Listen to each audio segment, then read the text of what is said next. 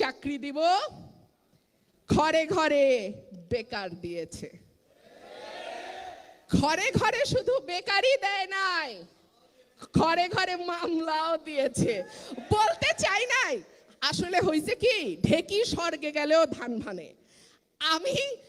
আমাকে কিন্তু 2-3 দিন আগে ওয়ার্নিং দেওয়া হয়েছে, এটা কিন্তু অরাজনৈতিক বক্তব্যের জায়গা। আমি বলি খাইছে, আমার মাথার চুল থেকে পায়ের নখ পর্যন্ত রাজনীতি। আমি রাজনীতির বাইরে কথা বলবো কেমনে? রাজনীতির বাইরে কথা বলতে পারি না বলে তো প্রেমও করতে পারি নাই। রাজনীতি ছাড়া আবার কথা হয় নাকি?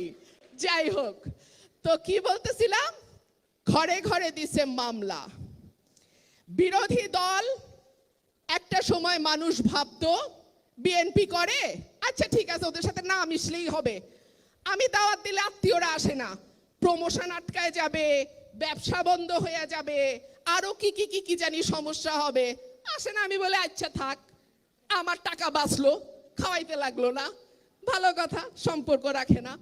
একটা সময় ভাবতো বিএনপি করলে মামলা হবে, বিএনপি করলে কারাগারে যেতে হবে, বিএনপি করলে চাকরি হবে না, বিয়া করবে না মানুষ, বিএনপি করলে সম্পর্ক হবে না, বিএনপি করলে অনেক সমস্যা।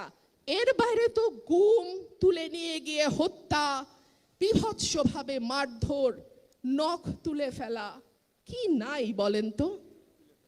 এমন কোনো অত্যাচার নাই যেটা বিরোধী দল করলে করা হয় না।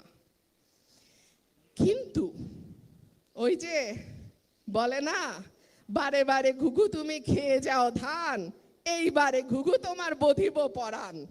যারা রাজনীতি করেন না তারা মাইন্ড করেন না ভাই, দুটা সত্য কথা বলি। যারা মনে করছে আমি তো বিএনপির সঙ্গে মিশি না, ওরা তো এই দেশে থাকার মতোই না, বঙ্গোপসাগরে ফালাই দিতে পারলে আর একটু ভালো হইতো, তারাও এখন আর নিরাপদ না। আমার ড্রাইভার ঈদের আগে আগে আমার কাছে আসলো।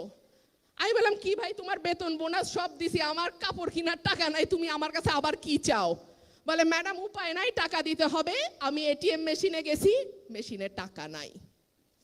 8,000 টাকা তুলতে গেছে ঈদের আগে, বেচারা টাকা নাই। খেয়াল করছে